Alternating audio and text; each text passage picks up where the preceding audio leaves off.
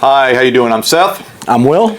And it's a popular time of year to talk about TVs. Yep, so we figured we'd talk about the best TV you can buy and also TV elements, you know, brightness, contrast, all that kind of stuff. Yeah, we got national championship college football playoffs coming soon. Yeah. You know, you got to have a TV for that, right? You have to. And then we just had the baseball playoffs, and the Padres unfortunately lost to the Phillies, but yeah. I'll get over it. 1923, that's coming out December 16th. You heard of that? Ooh, no. That's the Yellowstone prequel. Oh, wow. So they had Yellowstone, 1883, best show on TV. Yeah. 1923 is coming out in a couple weeks. Oh, wow. I need to watch that too. Yeah. So you got to buy a new TV for that, yeah, right? Yeah, definitely. So, let's kick it right off with best contrast on today's TVs. Yeah, best contrast. Let's talk about OLED. Yeah, the OLED. Yep. So OLED, say it 5 times fast. Really revolutionized TV industry. Yeah, definitely. Kind of jump-started it. So there were a few interesting TV technologies that came out. There was 3D, not great. Kind of gimmicky. Yeah, Avatar was cool. Avatar 3D was cool. It was. I thought. Yeah. I ended up actually sending a bunch of Avatar DVDs to our clients. Nice. And ended up breaking a bunch of their Blu-ray players, because remember that was the one that the software was so advanced that modern Blu-ray players couldn't handle it. So I basically broke a bunch of our clients' Blu-ray players. Here you go. Started smoking. Yeah, total Trojan horse, Pandora's box. Here you go. Here's this nice gift. Oh, I just broke your Blu-ray player. Gotta buy a new one. But anyway, so yeah, that was gimmicky. Then you had the curved TVs. The curved TVs, yeah. Everyone loved the curve. It was great. If you were right in the center of the thing, it was great. If you got off a little bit, it was like the funny mirror at the circus. Like, whoa, yeah. Why am I 600 pounds? Whoa, I got a thin head. I got a thin head anyways. On funny mirror, my head's like this. My head's like this. Yeah, talk about gimmicky. That was pretty gimmicky. That was gimmicky. So I think for like a gaming monitor, it's kind of cool if you're immersed into it, or IMAX. In theory, that at home it would be cool, but it really wasn't that cool. Yep. But OLED, awesome. So what OLED did that we didn't see out of TV since plasma was, imagine this is a pixel. This is your cell, you know, you're watching 4K, you got 8 million of the things. With OLED, this pixel can completely turn off, so it's totally black. Now, why is that important? Well, with LED TVs, you know, if you saw a black scene, you go, it looks good. But videophile purist guy would go, that's not black, that's actually deep gray. So let's say... And it's also blooming. It's got artifacts to it. Little blooming and artifact for videophile guy. He'd see that. Normal human goes, what are you talking about? 100%, yeah. So let's say if you like The Walking Dead or like shows, not just about zombies, but scenes that have a lot of dark stuff going on. So Walking Dead was very frustrating to watch because you'd have a 10-minute scene that was dark, because zombies, I guess, like the dark, and it's scarier when you're getting eaten at night as opposed to during the day, I guess. Yeah, zombies love the dark, and they love brains. They do love brains. So you'd have 10 minutes of zombies and brains and all this stuff going on, and it'd be a dark scene. And with lots of LED TVs, you literally couldn't see anything on the screen. You'd see a little movement here and there. It's like, okay, was that a bird? Is that a zombie? What's going on there? And you just get frustrated and turn off the TV. It's like you couldn't see anything. You just hear screams and zombie guttural noises and all that action. The problem was LED TVs can't make pure black, and so you don't have enough levels of grayscale, so these varying colors of gray, they just all look one color. OLED, you got pure black, so you got more levels of grayscale, so now you can see like, oh, okay, there was a black cave the zombies came out of, now there's gray zombies because it's, you know, it's moonlit, it's dark out, and you can see everything. OLED, you would see, for example, if you had a black cave, green mountain, blue sky behind it, white cloud. That black is now black in that cave. So the whole picture pops more. A lot of people go, man, that's a sharper picture. And it's actually not sharper, it's just that it pops more because of the colors. So OLED really stimulated the industry, and it gives you the best contrast that you find with any of the TVs out there, because it's literally infinite contrast. Yeah, 100%. Best contrast, OLED. What about best off-axis viewing? I think that's where OLED takes it as well. With regular LED TVs, if you get off-axis at all, let's say you're, I don't know, giant neck guy, your head's way up here instead of here. Yeah. When you're off center with an LED TV, you'll notice a little bit of a loss of contrast and brightness. You don't see that with OLED. So if you got a room where you're off axis or whatever, yeah, OLED winning again. They're doing pretty well in this contest. As long as you just don't have a reflection, because OLEDs use the shiny surface on the glass, so as long as you don't have anything reflecting off of that, you're going to have the best picture off axis. Yep, that actually segues nicely into our next category, best TV for a bright room, and it ain't OLED.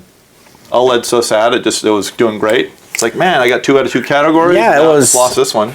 It was, Just doing a little shoulder action. Yeah, a little shoulder action. Yep. So there is a brightness term called nits, and it comes from a Latin word that means to shine.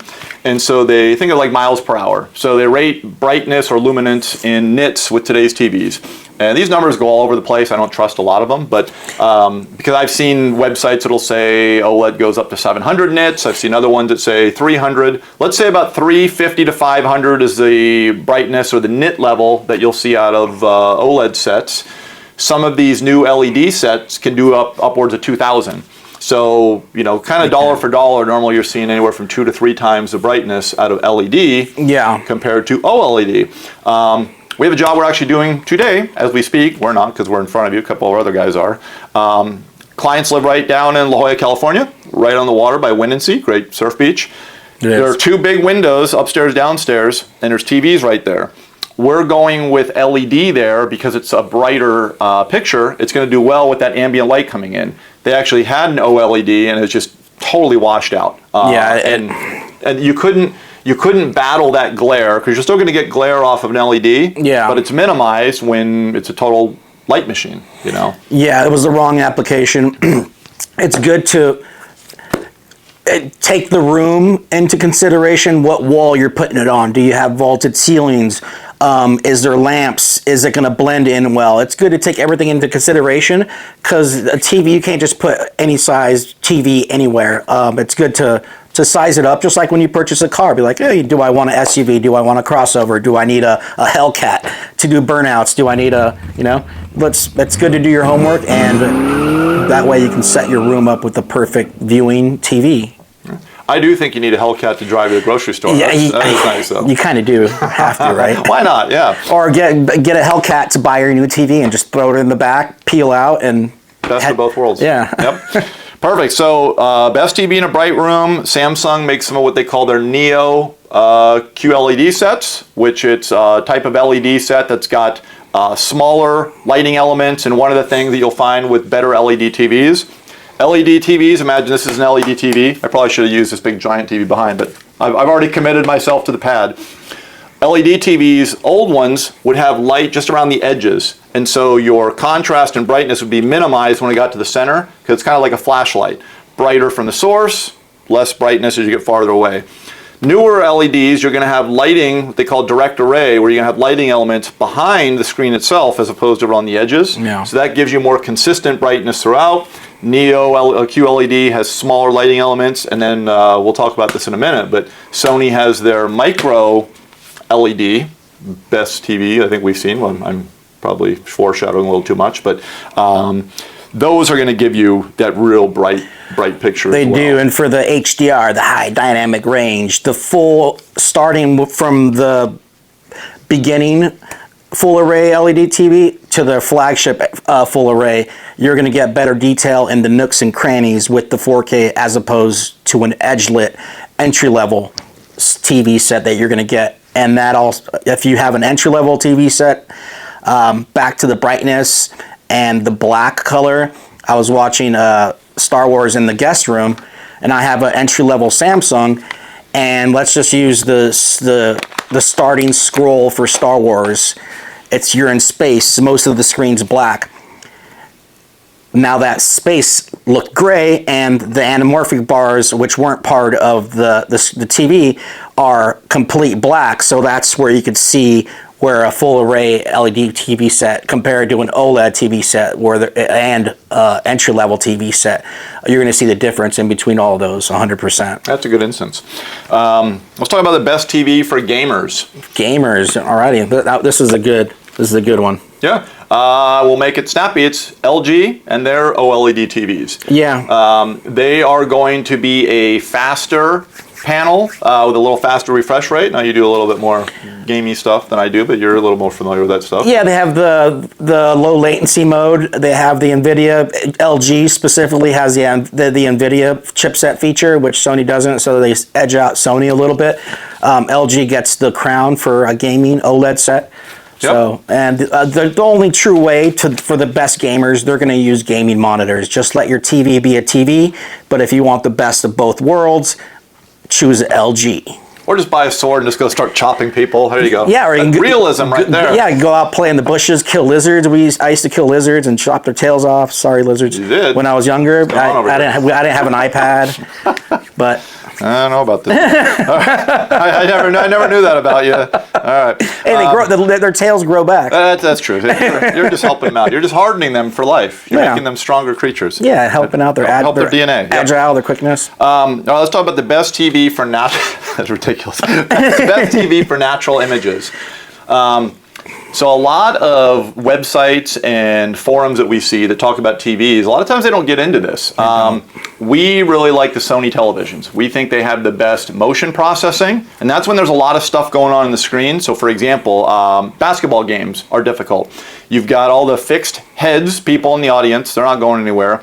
Then you got people running around, you got a ball going back and forth. Lots of times scenes like that you'll see kind of trailing around edges or what's called judder, which is sort of imagine it's supposed to be a smooth edge. You'll see deet, deet, deet, deet, deet, deet. Sony does a fantastic job with their motion processing compared to other TVs that are out there. Yeah, Sony Picture Studios, you have Sony's camera sensors, which all the movie cameras are using Sony sensors. So that kind of gives you a little direction to where the Sony TVs are going. The studios use Sony OLED monitors for reference point for colors, so their colors are pretty on point, their motion is pretty on point, and anything less could be uncivilized. But yeah, Sony is at their top of the game right now. They fell off for a while, they disappeared, but for the past 5 years maybe they've probably because it's probably been 10 years. Yeah, because remember they didn't even exist. Yeah. Like, what's going on here? Sony used to be, the kingpin with video stuff. Then they came back and were like, all right, now we know what you're talking about. Yeah. And they definitely, now we see it. We also see it with their color processing.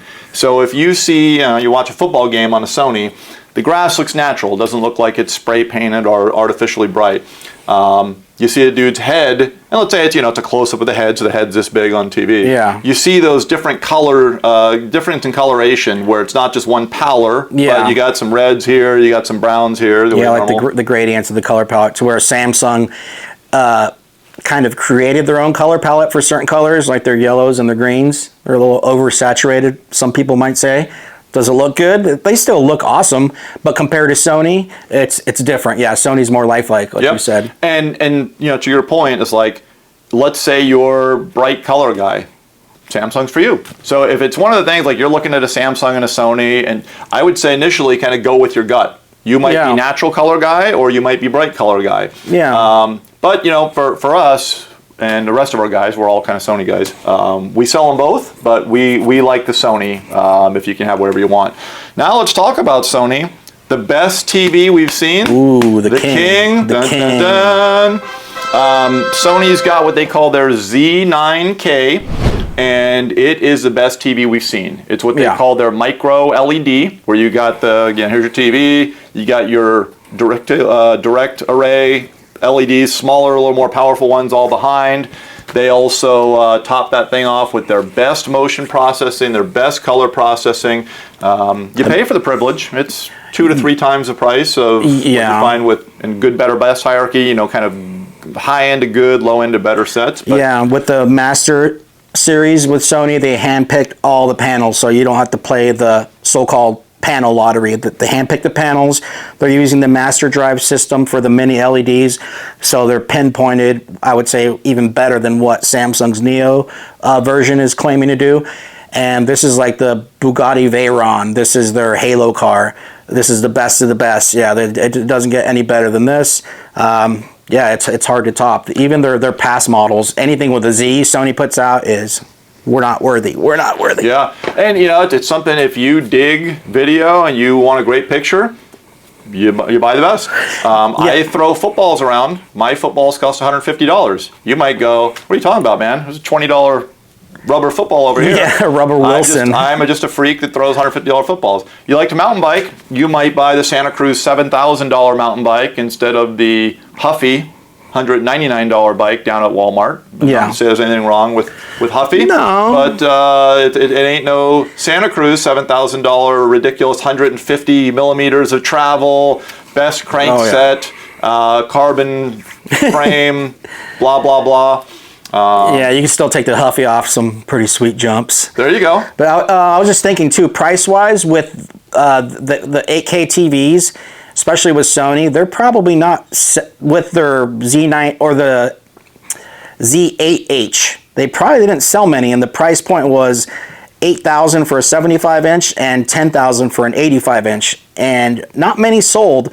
But they're using that as they're going to reverse engineer that for all the future 8K TV sets to come. So that's where they're going to make their money back. So whatever X1 chip they're using in there and the processing and the panels, they're fine tuning it. So these TVs are, they're the cream of the crop. Yeah, so that's the best TV we've seen. We'll talk about a couple quick nuts and bolts things too. You mentioned 8K TV. So a lot of times clients, and this has been the same for 20 years, we've had this conversation with clients. Do I need an 8K TV? And you know, years ago it was, do I need a 4K TV? Before that it was, do I need a high definition ready TV?